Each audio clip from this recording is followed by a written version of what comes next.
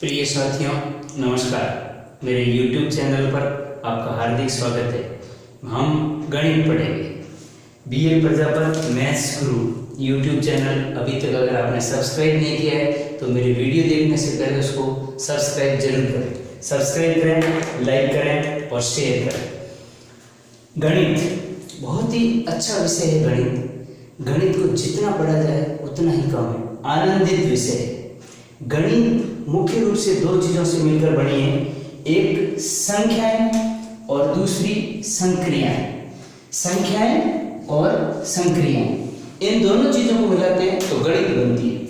संख्याओं के अलग अलग प्रकार होते हैं। हमने यहाँ पढ़ा प्राकृत संख्या, पूर्ण संख्या, पूर्णांक, भिन्न, दशमलव, परिमेय, अपरिमेय, वास्तविक संख्याएं, अवास्तविक संख्याएं। इस प्रकार से विभिन्न प्रकार की संख्याएं गणित में होती है। इनकी थोड़ी सी जानकारी हमें होना आवश्यक है। और इसके अलावा दूसरा जो महत्वपूर्ण भाग गणित में होता है वो है संक्रियाएं। संक्रियाएं क्या है? जोड़, बाकी, गुणा, भाग, वर्ग, वर्गमूल, घन, घनमूल। इस प्रकार से ये सारी चीजें आपको आनी चाहिए। इनका ज्ञान हो और इसको करना आना चाहिए। अगर दोनों का मेल मिला बहुत ही अच्छा है तो आप गणित को बहुत अच्छी तरीके से हल कर सकते हैं। और अपन गणित को आसान बनाने के लिए इस वीडियो के अंदर ये चीजें पढ़ेंगे कि संक्रियाएं किस तरीके से आसान और बड़े ही सरल तरीके से की जा सकती है। बेसिक गणित जो है उस पर आपको जोर देने की बहुत ज्यादा जरूरत है। गणित के अंदर मैं आपको छोटे तौर पे बता देता हूं कि जो मैं आगे जो वीडियो बनाने जा रहा हूं, जिसके साथ मेरे साथ आप गणित पढ़ेंगे, उन वीडियोस में आपको सबसे पहले बेसिक मैथमेटिक्स मिलेगी। और बेसिक मैथमेटिक्स में हम हर टॉपिक के बेसिक के बारे में पढ़ेंगे, जिसमें जीरो लेवल से शुरुआत होगी। उस टॉपिक के बारे में पूरा अच्छी तरीके से समझाया जाएगा। उसके बाद दूसरा जो भाग होगा वो होगा एडवांस मैथमेटिक्स। और एडवांस मैथमेटिक्स, पहला भाग बेसिक मैथमेटिक्स और दूसरा भाग होगा एडवांस मैथमेटिक्स। बेसिक मैथमेटिक्स में आपको उस टॉपिक के बेसिक चीजें बताई जाएगी जो बहुत अनिवार्य है। दूसरा एडवांस मैथमेटिक्स। एडवांस मैथमेटिक्स के अंदर इस भाग में जो भी वीडियो अपन बनाएंगे, जिस टॉपिक से संबंधित वीडियो आप देखेंगे, उन वीडियोस के अंदर आपको कुछ ऐसे प्रश्न मिलेंगे जो हूबहू परीक्षा में आते हैं या जिनके आने की प्रबल संभावना है, पूरी संभावना है। इसके अलावा कुछ और अतिरिक्त प्रश्न पुरानी परीक्षाओं में आए हुए प्रश्न उस टॉपिक से संबंधित और नए प्रश्न आने की जो संभावना बनती है वो सारे आपको एडवांस मैथमेटिक्स में मिलेंगे। इसके बाद तीसरा हम और एक्स्ट्रा मैथ्स, ये एक और भाग में आपको पढ़ाऊंगा। इसके अंदर आपको नए प्रश्न और नई ट्रिक, जब आप बेसिक मैथ्स और एडवांस में सीख जाओगे तो आप ट्रिक अप्लाई करना सीखोगे कि किस तरीके से प्रश्न को चुटकियों में हल किया जाता है। तो एक कोई भी टॉपिक होगा उसके 3 मूल भाग होंगे। ये अपने पढ़ने का तरीका रहेगा। अब बेसिक मैथमेटिक्स किसी भी टॉपिक से, जैसे अपन ने एक टॉपिक लिया परसेंटेज में बेसिक, एडवांस और एक्स्ट्रा, ये 3 चीजें मिलेगी आपको। इन सब चीजों को पढ़ने से भी पहले हमें एक चीज की बहुत आवश्यकता है, संख्याएं और संक्रियाएं। तो इस वीडियो के अंदर मैं आपको संख्याएं और संक्रियाएं, मूल रूप से हम संक्रियाओं के बारे में पढ़ेंगे कि किस तरीके से जोड़, बाकी, गुणा, भाग आप बड़े आसानी से, बड़े सरल तरीके से कर सकते हैं। इसके बारे में अपन पढ़ेंगे। तो अपन चलते हैं संक्रियाओं की तरफ। साथियों, गणित जो है वो बहुत ही आसान विषय है और ये सुनकर के आपको यूं लगता है कि वास्तव में जो सर है वो इसे कह रहे हैं गणित इतना आसान नहीं है। विशेष रूप से आपको गणित कठिन इस कारण से लगता है कि कभी भी आपने गणित को हल करने की ज्यादा कोशिश नहीं की। अब आप इस गणित को इस तरीके से देखें तो आपका जो गणित के प्रति रुझान है वो बिल्कुल बदल जाएगा। कैसे? मैंने एक संख्या लिखी 27, आपको ये केवल 27 ही दिखता है, जबकि वास्तव में ये 27 नहीं है, ये संख्या है 20 और 7। 20 और 7। ये संख्या है 30 से 3 कम, 30 से 3 कम। इस संख्या के ये 3 भाग, 3 तरीके आपको देखने हैं। एक तो 27 है, 27 अपने आप में जटिल संख्या है, कॉम्प्लिकेटेड है। अगर मैं आपको कहूं कि इसको आप 5 से गुणा करो, तो आप पहले इसको करोगे 5 को 7 से, फिर 80 लगाओगे, फिर 2 को करोगे, फिर 80 जोड़ोगे, और इस तरीके से कैलकुलेशन करके आप इसका उत्तर लिखोगे। जबकि अगर आपने इस संख्या को टुकड़ों में तोड़ दिया, 27 क्या है? 27 है 20 और 7।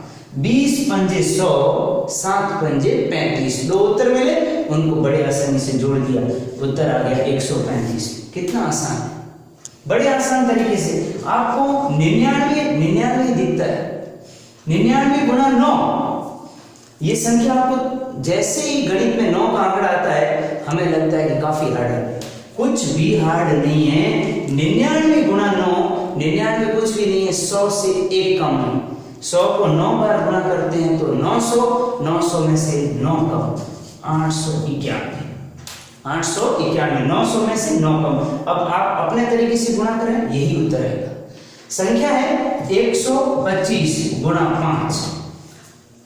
125 जो है, ये एक संख्या है जो आपको 125 के रूप में ही दिखती है, जबकि वास्तव में ये क्या है? 100 और 25। बड़े सरल तरीके से इसको तोड़ा जा सकता है। ये 100 और 25 है और कुछ भी नहीं है। और 100 को 5 बार करो 500, 25 को 5 बार करो 125, 500 और 125। 500 में भी 125 जोड़ने तो 500 और 100, 600 और 625। गणित के अंदर गणना जितनी आसान होती है, गणित उतनी ही आसान होती है। ये बिल्कुल वास्तविकता है। आप कभी भी किसी भी गुणे के अंदर, जोड़ के अंदर, बाकी के अंदर ये गणना अपनाएं, और गणना जितनी आप सरल तरीके से करेंगे, आपको गणित उतनी ही आसान लगेगी। ये कुछ मैंने गुणे के उदाहरण बताए। इस तरीके से समान संख्याओं को समान संख्याओं से गुणा करना क्या कहलाता है? वर्ग कहलाता है। क्या कहलाता है? वर्ग कहलाता है। और संख्याओं का वर्ग ज्ञात करना, जैसे आपको मालूम है कि 20 का वर्ग 400 होता है। 20 का वर्ग कितना होता है? 400।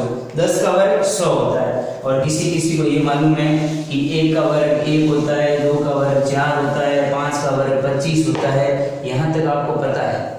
पर प्रश्न आता है कई बार आपके, जो जीरो वाली संख्या है 60, 70, 80, 90, 100, इनका तो वर्ग आप बड़े आसानी से कर सकते हैं। किसी भी जीरो वाली संख्या का वर्ग करना है तो इस संख्या में 6 और 0 है, 0 का वर्ग डबल 0 और 6 का 36, 60 का 3600, 70 का 4900, 80 का 6400 और 90 का वर्ग आपके 8100 और 100 का वर्ग आपका 1 का 1, 2 0 के 4 0, 10,000। ऐसे आप जीरो वाली संख्याओं के वर्ग कर सकते हैं।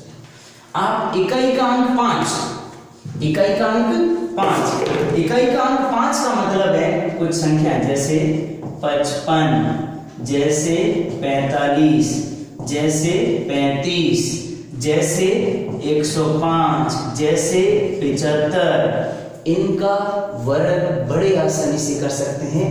जहां तक आप करो, जैसे 205, 205 का वर्ग करना। एक बार परीक्षा में एक प्रश्न आ गया, 1005 का वर्ग क्या होगा? इसलिए मैं ये समझा रहा हूं, ये एग्जाम में आया हुआ क्वेश्चन है, 1005 का वर्ग क्या होगा। अब सबको आता था, जिसको आता था उसने गुणा किया और गुणा करके उत्तर निकाला, और जिसको ट्रिक से आता था उसने ट्रिक से फटाक से उत्तर निकाल दिया। अब इसको समझे आप कि जिस किसी भी संख्या में इकाई का अंक 5 हो, उसका वर्ग कितने आसानी से किया जा सकता है। आप यहां से समझें, 5 का वर्ग 25 और पीछे कौन बचा है? 4। 4 को यानी इसमें आप जो इकाई का अंक 5 है उसका तो वर्ग लिखते हैं 25। दूसरा जो अंक बचा हुआ है, जैसे इसमें बचा 4, जैसे इसमें बचेगा 3, इसमें भी देखें तो 5 का तो 25, फिर बचेगा 3, इसमें देखें आप तो 5 का तो 25, फिर बचेगा 7, यहाँ बचा है 3, इसमें देखेंगे तो 5 का 25, यहाँ बचा है 5। जो भी अंक बचता है, अगर आप इसमें देखेंगे तो 5 का 25 और बच जाएगा 20। यहाँ पर बाद में जो भी अंक बचते हैं गिनती में, काउंटिंग में, उसको ठीक अगले अंक से गुणा करना है। जैसे 2 को 3 से, 3 को 4 से, 4 को 5 से, 5 को 6 से। इस प्रकार से गुणा करने हैं। तो यहाँ पर 5 का तो 25 और ये 5, इस 5 को गुणा करेंगे अपन 6 से और 5 को 6 से गुणा करेंगे तो उत्तर आएगा 30। 30 25 ये 55 का वर्ग है। यहाँ पर 5 का 25, 4 को गुणा करेंगे 5 से, 4 पंजे 20, 20 25 45 का वर्ग है। इसी प्रकार 5 का 25, 3 को गुणा करेंगे 4 से, 4 तिये 12। इसी प्रकार यहाँ पर 5 का 25, यहाँ पर बच गया आपके पास में 10 और 10 को करेंगे 11 से, 7 को 8 से, 8 को 9 से, 9 को 10 से, 10 को 11 से, 11 को 12 से, जितने गुणे आप आसानी से कर सकते हैं। 10 को 11 से गुणा किया 110। ये चीज आपके काम आने वाली। 5 को 25, 7 बचा हुआ, 7 8 56। इस प्रकार से आप गुणे करते हुए इस ट्रिक को समझते हुए यहाँ पहुंचे। यहाँ पर आप बड़े आसानी से देखें तो अपने पास में आ रहा है 1005 का वर्ग, और आपको अगली परीक्षा में ऐसे दिया जैसे 1 2 3 और इसका भी वर्ग दिया जा सकता है। ये चीज बहुत समझने लायक है, ऐसा प्रश्न आपको परीक्षा में देखने को मिल सकता है। 1005 का वर्ग ये एग्जाम में आया हुआ क्वेश्चन है। यहाँ पर एक संख्या है 5, तो अपने लास्ट में तो आ जाएगा 25। फिर पीछे कौन बचा? पीछे बचा है आपके पास में 100। ये पूरी संख्या बच रही है इतनी। इसके अंदर या 5 का 25 लिख देंगे, पीछे बचेंगे आपके 1000। अब इसको कितनी आसानी से हल किया जा सकता है देखें। 100 जैसे हम यहाँ कर रहे थे, 3 को 4 से, 10 को 11 से, 7 को 8 से, 20 को 21 से, 21 और 20 गुणा किया तो 420 हो गए, ये 205 का वर्ग आ गया। 100 को 101 से, देखो ये 100 और गुणा 101, 100 को 101 से गुणा करना है। तो किसी भी संख्या को 100 से गुणा करना है। 25 को 100 से गुणा करते हैं तो पीछे 2 जीरो लग जाते हैं। आप 88 को 100 से गुणा करते हैं तो पीछे 2 जीरो लग जाते हैं। तो 101 को 100 से गुणा करेंगे तो ये 101 और पीछे कितने जीरो लगेंगे? 2 जीरो लग जाएंगे और इस तरीके से ये उत्तर आ जाएगा। आपने इसके आगे ये 101 और डबल जीरो लिख दिया। ये संख्या क्या है? ये संख्या 1005 का वर्ग है। 1005 का वर्ग है। ध्यान से देखें, ये प्रश्न आपको अगली परीक्षा में देखने को मिल सकता है कंपटीशन एग्जाम के अंदर। अगला सवाल यहाँ देखें तो इससे बड़ा ये दिया जा सकता है आपको, इससे बड़ा एक जीरो और लगा के दिया जा सकता है, पर आपके करने का तरीका बहुत आसान है क्योंकि आप सीख गए हो। 5 का 25। अब यहाँ पर कौन है? 1000। गिनती में 1000 के बाद कौन आता है? 1001 और ये संख्या 1001। इसको किससे गुणा करना है? 1000 से। देखें हमने किसी संख्या को 100 से गुणा किया तो उस संख्या के पीछे 2 लगा दिए, 2 जीरो लगा दिए। हमने किसी संख्या को 1000 से गुणा किया तो उस संख्या के पीछे 3 जीरो लगा दिए। कितने जीरो लगा दिए? 3। 10,000 से गुणा करेंगे तो 4 जीरो लगा देंगे, 10 से गुणा करेंगे तो 1 जीरो लगा देंगे। गुणा करने की आवश्यकता नहीं है। अगर आप ये गुणा करने बैठोगे तो पेज पूरा भर जाएगा, और ऐसा नहीं करना है। यहाँ पर आप देखें तो 1 0 0 1 1 2 3, ये उत्तर है आपके 10,005 का वर्ग। किसका वर्ग? 10,005 का वर्ग। मैंने ये ट्रिक आपको इसलिए समझाई है कि अगर आपके ऐसा प्रश्न परीक्षा में आए तो आप बड़े आसानी से हल कर सकते हो। बड़े आसान तरीके से इसको हल किया जा सकता है। और ये सवाल बहुत बार ये पूछा गया है, ये इससे आगे पूछा जा सकता है और इससे आगे पूछा जा सकता है। आपको ये विधि आनी चाहिए। एक उदाहरण और समझा देता हूं मैं। इसमें आपके पास में आ गया ये 2005 का वर्ग है। अब 1005 की जगह क्या आ गया? 2005। कई बार ऐसे निकाल सकते हैं, थोड़ा सा डिफरेंट है पर इतना ज्यादा। अगर आप 2005 का वर्ग, मतलब कोई विद्यार्थी चाहता है कि मेरे को 2005 को 2005 से गुणा करना आता है, उसको करीब 3 से 4 मिनट लगेंगे इसको हल करने के लिए। और परीक्षा में इतना समय बहुत मूल्यवान होता है, समय बचाने की कोशिश करें। यहाँ पर ये संख्या ये 5 का वर्ग हो गया 25, पीछे कौन बचा? 200। अब आपको क्या करना है? आपको ये करना है 200 को गिनती के अंदर 200 को 201 से गुणा करना। अभी तक हमने पढ़ा था किसी संख्या को 100 से गुणा करते हैं तो 2 जीरो लगा देते हैं, 1000 से गुणा करते हैं तो 3 जीरो लगा देते हैं, 10 से गुणा करते हैं तो पीछे 1 जीरो लगा देते हैं। इस प्रकार से आप जीरो वाली संख्या को गुणा कर सकते हैं। यहाँ 200 से गुणा किया तो 2 जीरो तो पहले ही लगा दिए। अब ये 2 है, इस 201 का दुगुना, 201 का दुगुना 402, 200 का दुगुना 400, 1 का दुगुना 2, 402। ये इस संख्या को इस संख्या से गुणा किया, ये 2 जीरो पहले लगा दी, फिर ये एक अंक और बचा, इसका जस्ट डबल करके आगे लिख दिया। ये कहाँ आ जाएगा, यहाँ पर आ जाएगा 4 0 2 और डबल जीरो। ये किसका वर्ग है, ये 2005 का वर्ग है। किसका वर्ग है, 2005 का। ऐसे आप इकाई के अंक 5 वाली संख्याओं का वर्ग बड़े आसानी से कर सकते हैं। आशा है कि आपको ये ट्रिक समझ में आई होगी, अच्छी लगी होगी। इसको अपनाएं, ये जरूर आपके परीक्षा में काम आएगी। अब गणित के अंदर दूसरी कुछ आसान चीजें बताता हूं मैं आपको। ये 5 इकाई के अंक वाली ट्रिक, इसको आप अच्छी तरीके से लिख लें वीडियो को पॉज करके, या आप स्क्रीनशॉट भी ले सकते हैं कि किस तरीके से इकाई का अंक 5 ज्ञात किया जा सकता है। अच्छे से स्क्रीनशॉट ले लें, फिर अपन आगे चलते हैं।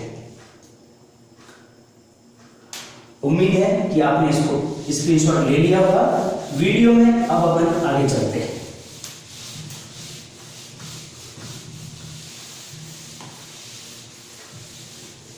वर्ग से हटके कुछ और बात करेंगे अपन, क्योंकि ये बेसिक वीडियो है और बेसिक वीडियो में आपको वो सारी चीजें बताई जानी है। गणित, जैसा मैंने वीडियो में पहले भी बताया था, सिर्फ मात्र संक्रियाएं और संख्याएं। संक्रियाएं जितनी तेजी से आपको करनी आती है उतनी ही आसानी से आप गणित को हल करना सीखेंगे। और संक्रियाएं हल करने के लिए आपको पक्षांतरण आना बहुत जरूरी है। गणित में पक्षांतरण का एक बहुत बड़ा रोल होता है। पक्षांतरण का रोल इस प्रकार से है कि जो भी गणित के अंदर सूत्र होता है, 2 तरह के अंक होते हैं, एक होता है चर और एक होता है अचर। ज्यादातर प्रश्नों में चर का मतलब x, y, a, b, c, कोई भी एक ऐसा होगा जिसका मान आपको नहीं दिया गया है और मान आपको ज्ञात करना है। अचर संख्याएं होती है 2 4 9, ये सब जिसका मान निश्चित है, पाई, इनकी मान फिक्स है, ये अचर है। अब इन सब का जिक्र मैंने क्यों किया, जिक्र इसलिए किया कि कोई भी सूत्र होता है गणित में, जैसे 4 बराबर दूरी बटे समय, 4 बराबर दूरी बटे समय। दूसरा जैसे सरल ब्याज, साधारण ब्याज। साधारण ब्याज का सूत्र होता है मूलधन गुणा समय गुणा दर और बट्टे में 100। अब इस सूत्र में आप देखें तो 3 राशियां हैं, एक है चाल, एक है दूरी, एक है समय। इस सूत्र में आप देखें तो मूलधन, समय, दर और 100, यानी ब्याज, मूलधन, समय, दर और ये 100। यहाँ पर आप देखें तो तीनों ही राशियां जो है, तीनों ही राशियां चर है, इनका मान निश्चित नहीं है। इसका मान इन दोनों पे निर्भर करता है और इसका मान इन दोनों पे निर्भर करता है। इस प्रकार से मैंने ये सूत्र इसलिए लिखा है कि आप कहीं पर भी जाएंगे, किसी भी गाइड में देखेंगे, कहीं पर कोई वीडियो देखेंगे गणित संबंधी, जब भी ये प्रश्न, इस प्रश्नावली को हल करेंगे तो आपको शुरुआत में मिलेंगे चाल बराबर दूरी बटा समय, दूरी बराबर चाल गुणा समय, समय बराबर दूरी बटे चाल। एक ही सूत्र के अलग अलग रूप बनाए हुए होते हैं, मूल रूप से कुछ भी नहीं है, सूत्र यही है। इसमें से 3 राशियां चर दे रखी है, तीनों में से किन्हीं भी 2 का मान दिया गया हो, कोई भी 2 का, तीसरे का मान बड़े आसानी से ज्ञात किया जा सकता है। और एक ही सूत्र से बार बार घुमा करके अगर आपको दूरी ज्ञात करनी है, ये गुणे में हो जाएंगे, दूरी बराबर 4 गुणा समय, 4 गुणा समय। ये दूरी ज्ञात करनी, समय को इधर लाए, समय इधर भाग में, इधर आएगा तो गुणे में हो जाएगा। ये गणित का मूल नियम है कि कोई भी संख्या पक्षांतरण जब अपन करते हैं, बराबर के निशान के इस तरफ जब आप संख्याओं को प्रतिस्थापित करते हैं तो प्लस वाली संख्या इधर जाएगी तो माइनस हो जाएगी, माइनस वाली संख्या इधर जाएगी तो प्लस हो जाएगी। इधर कोई संख्या गुणे में है तो इधर जाएगी तो भाग में बदल जाएगी, और इधर कोई संख्या भाग में है इधर जाएगी तो गुणे में बदल जाएगी। ऐसा क्यों करना पड़ता है? ऐसा इसलिए करना पड़ता है कि हमें जो सूत्र में जो भी मान होते हैं उनमें से किसी एक का मान नहीं दिया गया होता है, उसका मान ज्ञात करना होता है। ये जो ब्याज है, साधारण ब्याज, इसके जो फार्मूला होता है, सूत्र होता है मूलधन समय दर बट्टे में 100। इस सूत्र में हम ये समझते हैं कि ये ब्याज ज्ञात करने का सूत्र है, परंतु ये वास्तव में ब्याज ज्ञात करने का सूत्र नहीं है। इससे आप ब्याज, मूलधन, समय और दर सभी ज्ञात कर सकते हैं, बशर्ते 1, 2, 3 और 4 इन 4 में से किन्हीं 3 का मान दिया गया हो, बड़े आसानी से ज्ञात कर सकते हैं।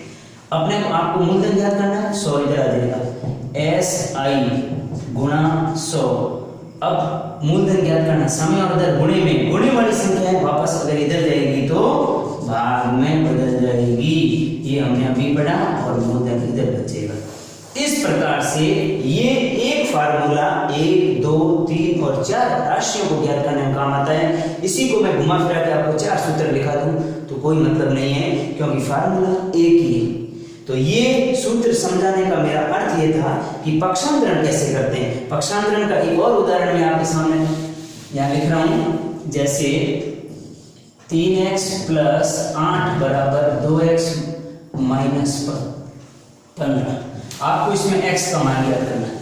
अब ध्यान दें कि जब भी अपन x का ऐसी जब भी संख्या होती है, ये मेरा समझाने का मतलब केवल मात्र पक्षांतरण समझाना आपको, ये इधर लाना पड़ेगा, क्योंकि सारे x एक साथ करने पड़ेंगे, सारे नंबर एक साथ करने पड़ेंगे, तभी अपने पास में x का मान आएगा। ये 3x इधर ही है, 2x इधर आएगा, तो उधर प्लस का था, इधर हो जाएगा माइनस का। ये माइनस के 15 इधर ही है, कोई चेंजेस नहीं हुआ, नो चेंजेस, कोई परिवर्तन नहीं, क्योंकि इसकी जगह बराबर इस तरफ थी और अभी भी इधर ही। परंतु 8 जब अपन इधर से लेके गए तो ये माइनस के प्लस के 8 किसके हो जाएंगे, माइनस की। 3 में से 2 गया, पीछे बचा 1x, और ये हो जाएगी माइनस के 23। यहाँ आप सब लोग कंफ्यूज हो गए होंगे कि माइनस के 15 और माइनस के 8 23 कैसे हुई। आप लोगों ने बहुत पहले एक चीज पढ़ रखी है, minus minus plus, plus minus minus. पूर्णांक मैं इसी चीज पे लाना चाह रहा था आपको कि 5 और 5 जोड़ते हैं तो कितने होते हैं, 10। ये 5 अकेला नहीं है, ये 5 प्लस के हैं।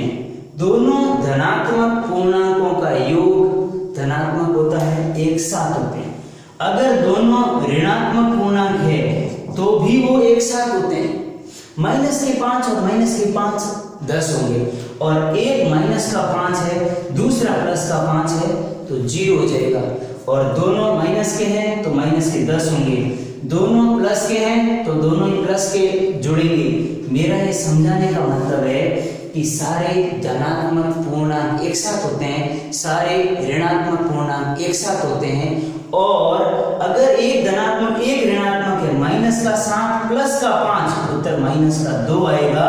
ये माइनस के 2 बच जाएंगे। कैसे बचेंगे कि प्लस के 5 से माइनस के 5 कैंसिल हो गए, पीछे माइनस के 2 अभी भी बचे हुए हैं। तो इस तरीके से पूर्णांकों की जोड़ और बाकी होती है। ये विशेष रूप से अब हम इस बात में बहुत कंफ्यूज होते हैं। हमें ये जरूर पता है कि 5 और 10 15 हुए, पर हमने कभी ये देखा नहीं, ध्यान नहीं दिया कि ये भी एक धनात्मक पूर्णांक है और ये भी एक धनात्मक पूर्णांक है। इससे जुड़ी हुई एक और इंटरेस्टिंग चीज बताता हूँ जाते जाते, जो प्रश्न आपको परीक्षा में देखने को मिल सकता है। कई बार ऐसी श्रृंखलाएं होती है। श्रृंखला किस प्रकार से, श्रृंखला ऐसे होती है, -3 -2 +5। क्वेश्चन इस प्रकार से होता है, फिर -3 -2 +5, -3 -2 +5, और इस प्रकार से श्रृंखला है। दूसरी ओर आप समझे, इसको थोड़ा सा ढंग से देखें और अच्छी तरीके से इसका उत्तर ढूंढने की कोशिश करें कि इसका उत्तर क्या हो सकता है। दूसरा प्रश्न है -2 -3 +4, -2 -3 +4, और इस तरीके से ये श्रृंखला चल रही है। तीसरा प्रश्न और बनाया जा सकता है इस प्रकार से, -4 +5 -4 +5 -4 +5। ये प्रश्न एग्जाम में आते हैं और इसका कहर क्या होता है कि इस श्रृंखला का 50 पदों तक योग ज्ञात करें। कितने पदों तक, 50 पदों तक योग ज्ञात करें। इसका आपको कह दिया कि साहब 30 पदों तक योग ज्ञात करें। और इसका आपको कह दिया 20 पदों तक योग ज्ञात करें। योग यानी अगर ऐसे 1 2 3 4 5 6 7 8 9 10 20 पद लिखे जाए तो योग क्या होगा। सबसे पहले ये प्रश्न हल करते हैं, थोड़ा सा दोनों से आसान है तो इसको देखना अच्छी तरीके से। यहाँ पर कहीं ना कहीं 4 5 कोई 2 अंकों का जोड़ा बन रहा है, समूह बन रहा है, और इनमें कहीं ना कहीं 2 या 3 अंकों के समूह बनने हैं। आपको वो समूह ढूंढने हैं। जैसे आपने समूह ढूंढ लिए प्रश्न हल है। इतना बड़ा लिखने की आवश्यकता नहीं। आप 100 पदों का योग ज्ञात कर सकते हैं, 20 पदों का योग ज्ञात कर सकते हैं, 30 पदों का योग ज्ञात कर सकते हैं और 50 पदों का योग ज्ञात कर सकते हैं। कैसे? यहाँ देखें तो एक ग्रुप है, -4 + 5, -4 + 5, -4 + 5 पैटर्न बन रहा है। एक ग्रुप में कितने पद है? 2। तो ऐसे समूह कितने बनेंगे? समूह बनेंगे 20/2 यानी 10। अगर आप ऐसे 20 बार लिखोगे तो समूह 10 बनेंगे, यानी 10 जोड़े ऐसे बनेंगे जिसमें -4 + 5 -4 + 5 होगा। कितने जोड़े बनेंगे? 10।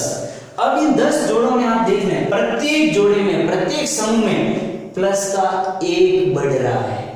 ये 4 और इधर -4 होते तो 0 हो जाता और कुछ नहीं। इधर -4 है, इधर +5 है, 1 बढ़ गया है। तो ऐसे करते 10 समूहों में कितना बढ़ जाएगा? 10 गुणा प्लस का 1, इसका योग आएगा 10 और योग कितना होगा? 10।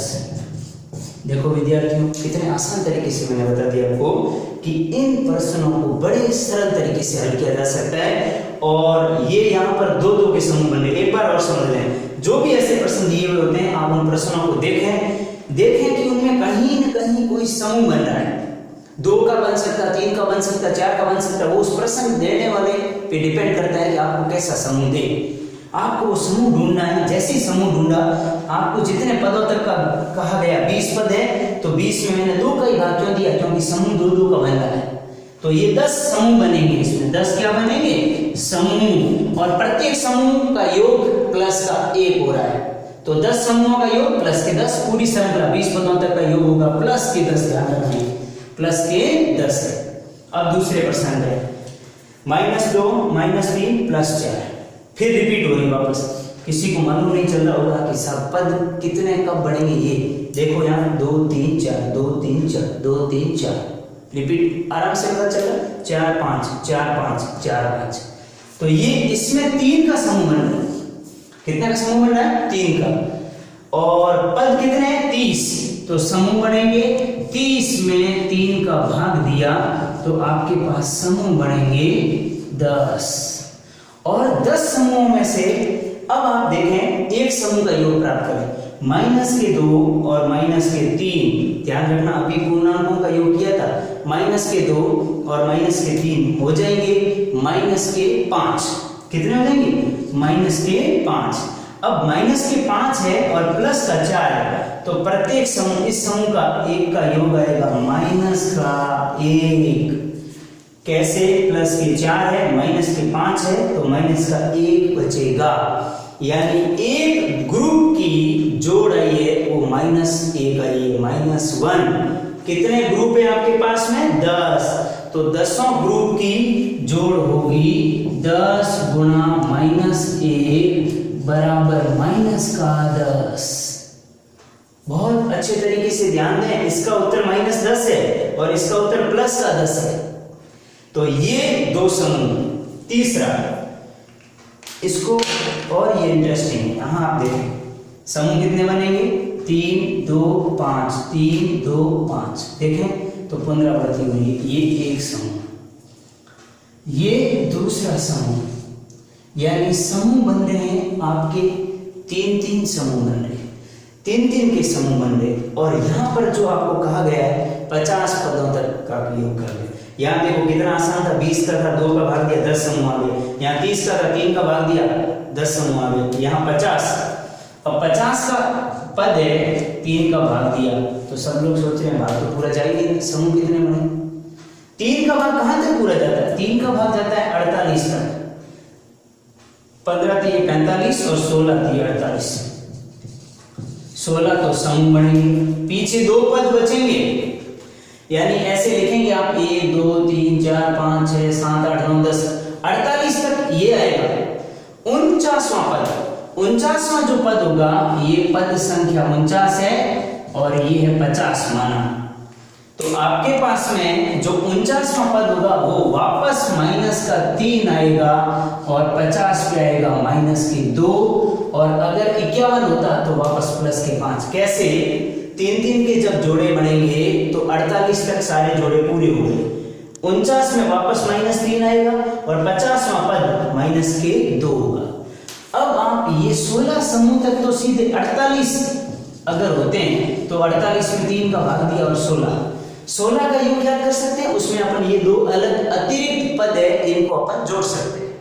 16 तक देखें तो यहाँ पर बड़ी इंटरेस्टिंग कहानी है कि एक समूह का योग पूरा 0 हो रहा है। 0 कैसे हो रहा है? -3 -2 ये बनेंगे माइनस के 5, इधर प्लस के 5, दोनों कैंसिल, कितना हो रहा है 0। इसका 0 इसका 0 इसका भी 0, ऐसे 48 तक 16 समूह बने, 16 का 16 0। इसके बाद 49 में कौन है? -3। 50 में कौन है? -2। बाद में ये दोनों ही अंक बचेंगे, दूसरा कोई नहीं बचेगा, और आपको 49 और 50 के दोनों पदों का योग ज्ञात करना है, और योग ज्ञात करने के बाद में आपका उत्तर माइनस के 3 और माइनस के 2 जुड़ेंगे तो उत्तर आ जाएगा माइनस के 5, क्योंकि 48 पदों तक इसका योग 0 हो गया है। और 48 के बाद 51 पद दे दिए जाते तो भी 0 हो जाता, परंतु 51 नहीं दिए, आपको पद कितने दिए हैं? 50 दिए हैं। एक बार इसको और समझ लें आप, हो सकता है किसी को समझ में नहीं आया हो। ये 50 की जगह अगर 60 पद दिए होते, कितने पद दिए होते? 60। समूह कितने कितने के बन रहे हैं? 3 का। 60 में 3 का भाग पूरा पूरा चला गया, कितने समूह बनेंगे? 20। एक समूह का योग कितना? 0। 20 समूह का योग कितना होगा? 0। एक समूह का योग 0 आ रहा है, यहां 60 है। ये 60 नहीं होकर के आपको समूह दिए 80। कितने दिए? 80।